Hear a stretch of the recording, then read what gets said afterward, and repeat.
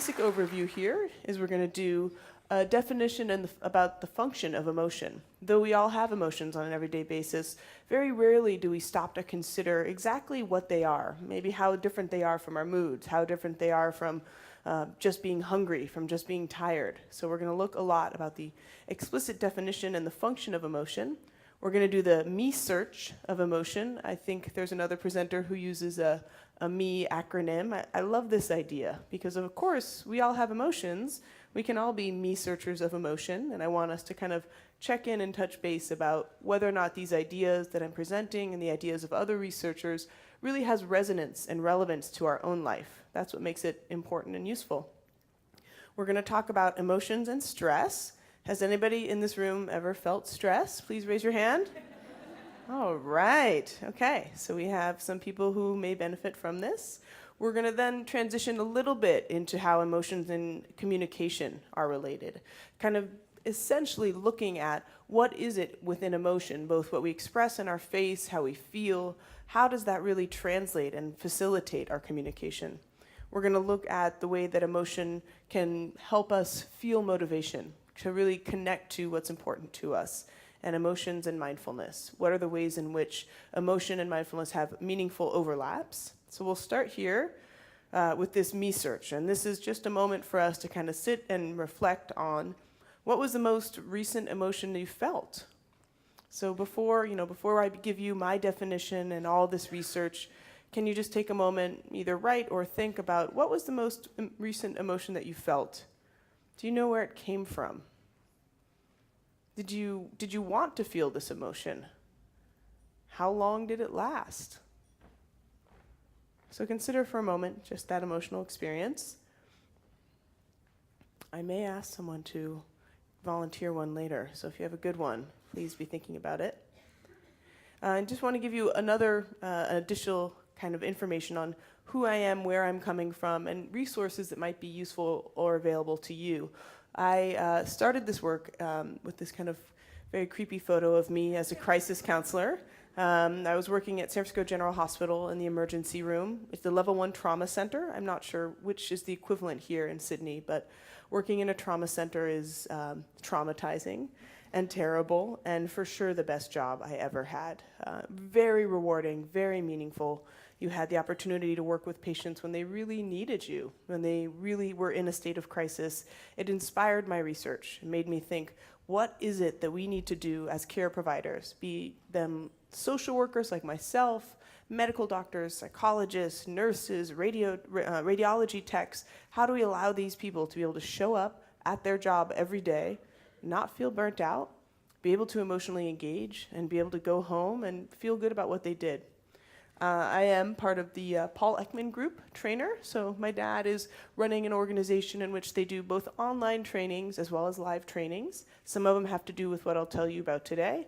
Some of them have a broad range, including deception. How do you recognize if someone is lying to you? Sorry, I will not be covering that topic, but I will be able to tell later on, if you ask me any questions, everything that you're thinking. So be very, very aware. I am affiliated with the Greater Good Institute. If you do not know this resource, I highly recommend checking them out online. If you're here today, it essentially means you want to know a little bit more about the research and ideas surrounding a meaningful life. This center is dedicated to translating research that comes out every single week, then making it available to people who want to use it and integrate it into their everyday life. Everything from parenting to empathy to other kind of skills to be a good human being. So Greater Good Center is wonderful. I've done some trainings for them as well. Santa Barbara Institute for Consciousness Study, that is where B. Alan Wallace is located, and they do a series of retreats. I am an employee officially of them because of a teacher training that I teach, which I'll get into a little bit later. Mindful Schools is in California, and Atentamente is in Mexico. Both of these organizations do online training for school teachers to be mindful. And in order for them to be able to transmit those ideas to the children that they work with, as well as show up meaningfully every day. I've been a consultant for both on research as well as content in terms of the emotional skills that they give to teachers. If you are looking for more information, if you yourself are a teacher or educator in the room, I highly recommend especially Mindful Schools, unless you're fluent in Spanish. Mindful Schools has a completely online training, so you don't have to go all the way to California to attend. They have a lot of free resources, and that's available for folks as well. So just to give you a little background on this Cultivating Emotional Balance training, I've been teaching it the last 4 years. The Cultivating Emotional Balance training was at a center in Phuket, Thailand called Thanyapura, and then this last year at Casa Tibet, which was in Mexico. Next summer it will be in Scotland. So we are trying to diversify locations to get as many teachers as we can possible. You're very lucky in Australia. You have more teachers here than anywhere else in the world. In total, there are 200 teachers, meaning 200 people have been certified in this training. Now, this training is a combination of both contemplative science and Western psychology.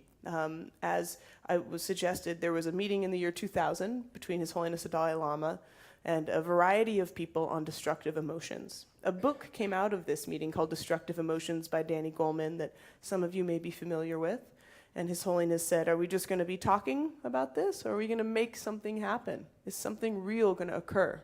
And what happened was my dad and Alan kind of volunteered themselves to create a training that was secular, that didn't require you to be a Buddhist, but that would give you the very best tools available to cultivate emotional balance. And they thought a long time about what they should title this training. Should it be a training for genuine happiness, a training for pure mental balance? But they really thought emotion was an important part of this, and I hope by the end of this lecture today you'll understand why.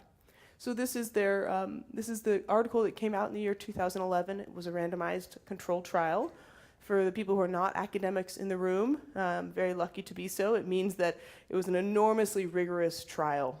Just like a medication, you'd want to be sure that the dose and what was in it had a meaningful effect with each person. In the same way, when you do a training, you want to make sure that training has a dose and effect that's similar among people. Some of the greater impacts of this training was that people felt better. They used a whole group of school teachers. Who better to target than school teachers who are affecting the youth every single day, and to give them some resources to deal with stress. So they had kind of a less negative affect, meaning they felt a little less frustrated and angry every day. They were able to reduce depression, increase their mindfulness, and maybe most importantly, that it improved the way that they, hostile behavior marital interaction task, which is a short way of saying they were really nice when they went home. Which, it's wonderful for us to think about how to cultivate emotional balance in the workplace. But part of that is because half of our life is at work and half of our life is at home. And we shouldn't be saying, oh, my entire life is work or my entire life is home, because we're wasting a lot of time in between. And the reality is, what is going on at home and what is going on at work, they really do interact and affect one another. So the goals of the CEB training is a whole wide range of exercises. Yesterday in the workshop, we got down into some of the nitty-gritty, and I was really impressed with folks. They were able to really think about and apply the ideas of what is an emotion, what leads to an emotion, how does an emotion feel in the body, how do we feel about our emotion once it's passed, and what can we do to understand maybe patterns of emotions, the ways that emotions unfold over time and influence our everyday life and relationships. The biggest thing here is choice, which is bolded. We don't want to erase emotions. That would be a very unpleasant way to live, not very successful. However, what we do want to do is allow people an opportunity to choose. Is this the way I want to feel right now? Does this actually fit with the person I intend to be? Is this constructive? Is it leading towards something that is functional and useful in my everyday life? So the definition here of emotion, this is coming from a psychological perspective, why emotions exist. And when I say psychological, this is including social psychology as well as psychophysiology. What we know about emotions is they don't occur for every experience. I don't feel that emotional about this tambourine. However, if my best friend who I miss dearly was a tambourine player, I might feel emotional about it. So it's when something important in the environment occurs. Could be just a signal like this, could be an event like a kangaroo coming down the stairs, and it even could be a memory that we have arising inside of ourselves. But what our body does and what our entire system is set up is to respond to these important events. So emotions are designed to kind of coordinate our internal experience so that we respond well. And it does this so well that it happens before we're able to think about it. So when you think about some maybe regrettable emotional experience that you've had, something maybe you wish you could have put a lid on or not had drawn out so far, usually this wasn't something that you were intentionally trying to do. You weren't intentionally like, I'm going to go in and really tell someone off. That's going to be great. It kind of comes over you. You respond to the environment. I love using the example of traffic. In any city, people feel pretty emotional about their traffic.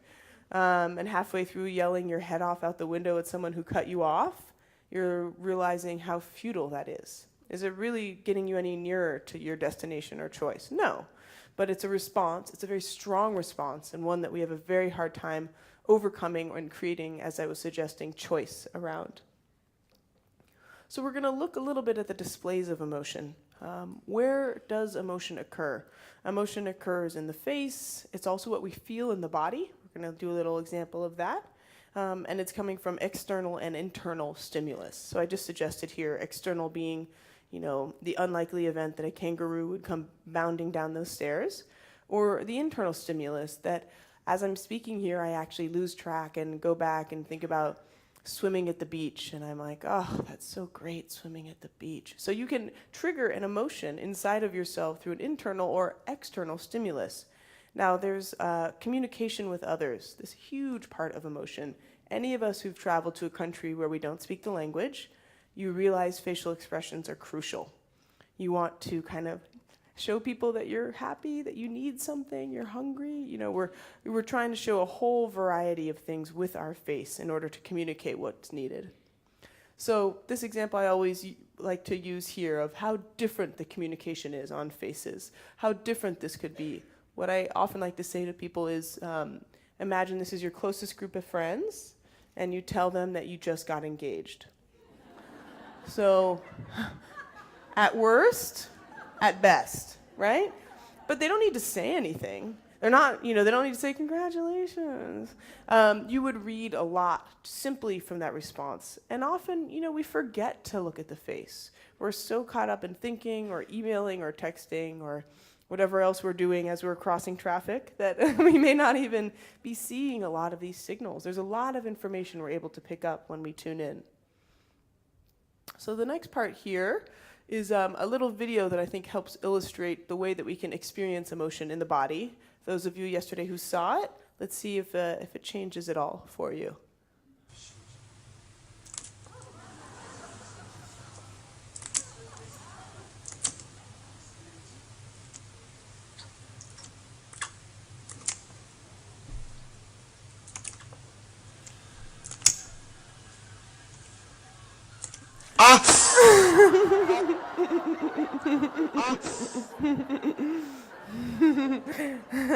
So did anybody who saw it yesterday, were they able to prepare themselves for it? No, it's somewhere in between what people call our startle response and just pure surprise. At first we're kind of enjoying it. Then maybe we might even start to feel a little compassion for that poor frog. Like, oh, God, it's never going to get the fly. But in the end, what we feel is this incredible surprise. And you can still feel it in your body. And surprise is a distinct sensation. There are distinct sensations we have for fear, for anger, for disgust. Not every emotion has a distinct physiological signal, but there are those that we can actually tune into when we kind of practice what we call in science interoception, or being aware of our body's processes as they arise. Now this is, I think, the only data slide I will show, and it's not even my data. So I'm just using this illustratively. It's a wonderful study by a emotion researcher who looks at suppression of emotion. So you think about you're feeling an emotion maybe towards your boss or your spouse or your friend, and you're trying really hard not to show it, right? So you're not showing that emotion, you're suppressing that emotion. Maybe, unfortunately, you have a job where you have to do that all day long. So what this slide shows us is, I was joking over lunch especially how social psychologists are trained in torturing people. We like to do the worst things possible to them and then evaluate their responses. So this is an example of that. People were watching a dissection, an amputation of a finger, and some of them were told in the dotted line to suppress their emotions. This is their physiological response that we're looking at here. So we're seeing that when the video begins, they're told what to do, the film, and then what happens. So we're seeing how much that emotion actually exists inside of them, how many changes there are in their skin conductance, their heart rate, and their blood pressure. And when they're told to just watch or simply appraise, saying, okay, I'm watching this film, it's distressing. The only thing I mean to point out when I show this slide is that suppression can actually make us feel the emotion more intensely. It's not a useful strategy over time. And when we're going to be looking a little deeper at the relationship between stress and emotion, I want you to keep this in mind, that though we have these emotions, they serve an important function. They don't always fit appropriately into our everyday job, into our everyday relationships, but they do have a response, and the response is something we need to be aware of and be kind of trying to, reappraise, does okay. I'm surprised it doesn't do better. It's hard to know until you replicate research like this what the exact instructions were, but we can prepare ourselves for highly intensely emotional situations instead of just go into it with an idea of suppression. Who here, by a raise of hand, works every day either serving people or working directly with other people? Can I see a show of hands? Okay, great. So I hope this next section here will be relevant to you. This is just a way kind of to remind us how pulled we can become by the emotions of others. We see this image and immediately we see the fear and sadness of a young girl. We have some context, of course. It's not just emotion, but we should feel distressed. We should feel that we need to do something. Emotions are designed that we express and that we can receive help, counsel, and care. They have really important functions in the display. They're great individual differences of emotion. So these little volcanoes are illustrative of two different styles of emotional response. The person here says onset, meaning when they become emotional, it takes them a little while, and then they become emotional for a short amount of time, and then this is how they come down from the emotion. However, this person becomes emotional incredibly quickly. So you can think of, let's say, anger as an example. They are all the way through the roof for a short time, and then it's over. So many of us may experience this in our personal relationships with friends or partners, coworkers, bosses. And what we see is that some people have very different reactions, and our emotional profiles differ from one another. This is extremely important to remember. Not everybody feels and reacts the way that we feel and react. So now we're going to look a little bit more about the distinction between emotion, mood, trait, and disorder. Again, just to give us a little more idea of what are emotions, why are they important, what role do they serve, what aren't they, essentially. We'll go through sadness here. So we have the emotion of sadness. When we feel sad, as a result of, let's say, seeing the image of that girl who we imagine was in a great distress, right? And our experience of sadness, there's an obvious trigger. We have a physiological feeling. We have an expression of the emotion of sadness on our face.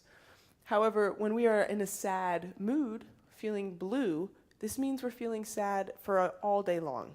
It's not simply a physiological response of sadness that then kind of comes down and we rationalize and we say, gosh, that poor girl, I hope someone helped her. Okay, right? And we're moving on to the next state.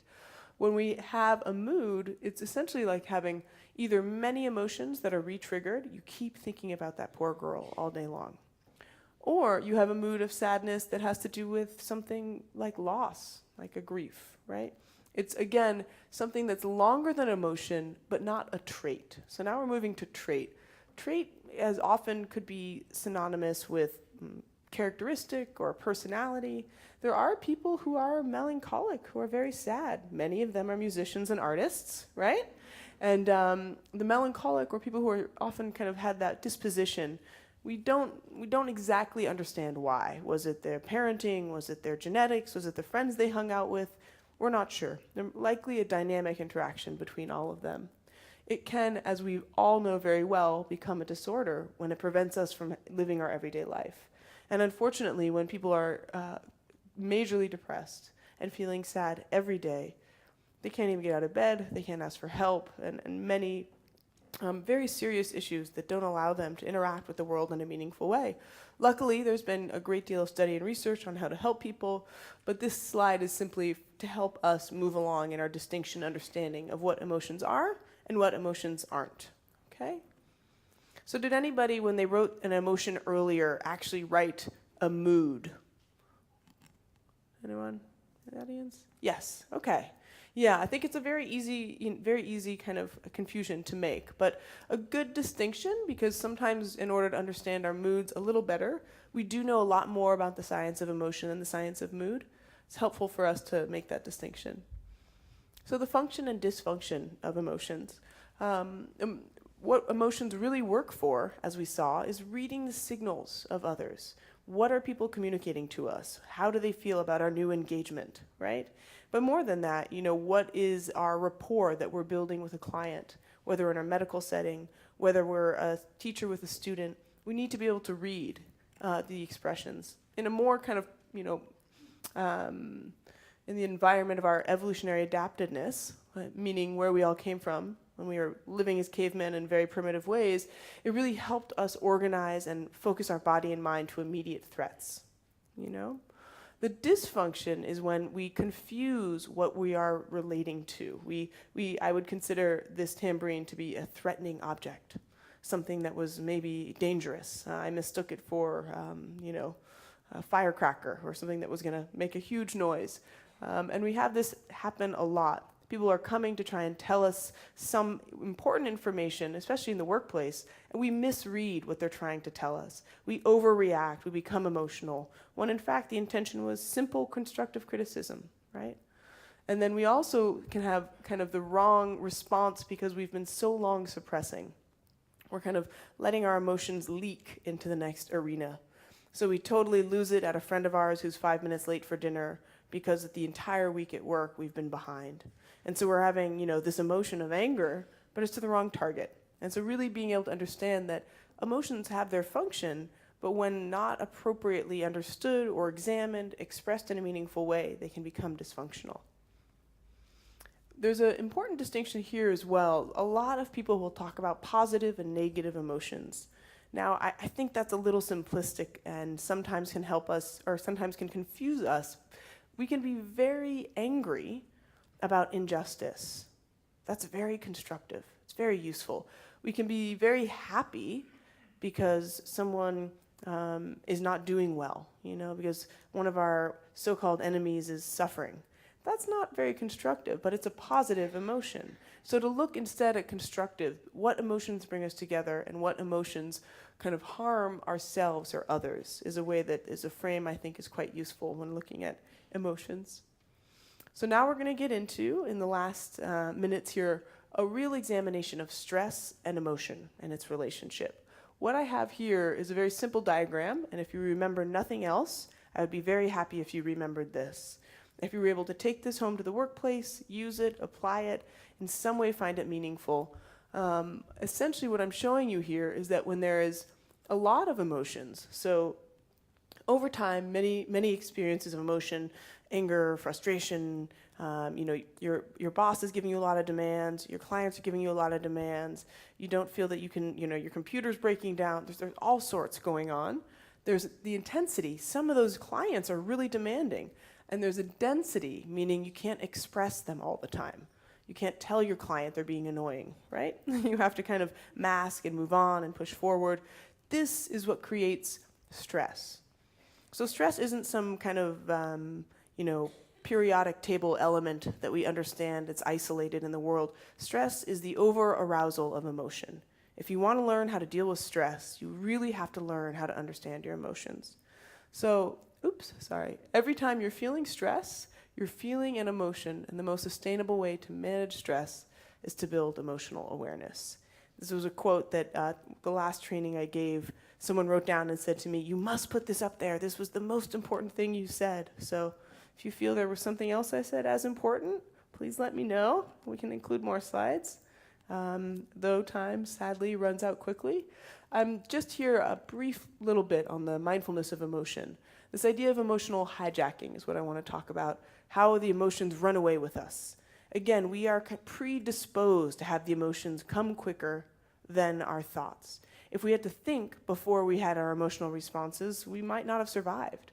So we are really working against nature when we're working against trying to understand and be aware of our emotions. It's really a difficult task to do. Simple, but not easy, okay? We're not going to get that deeply into empathy and emotional awareness or developing emotional awareness, but there's a lot more information online from myself if you're interested in those topics. Right now, I really want to close by showing you a couple ideas about what burnout really means, what stress in the workplace really means.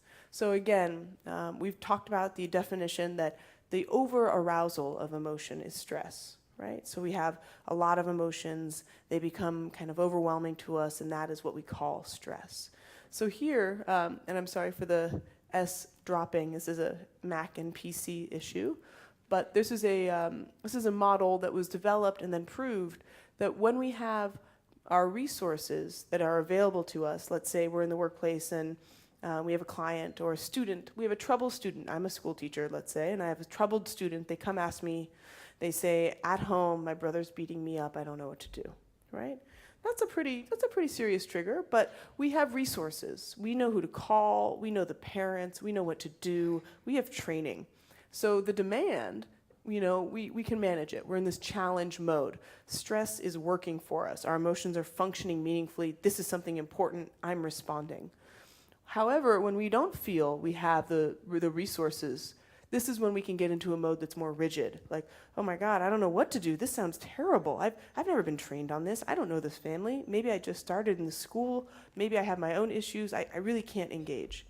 So this would be when we would feel this kind of fight, flight, or freeze. Now this other side is often underlooked at, especially in human service care environments. Ooh, I'm almost out of time.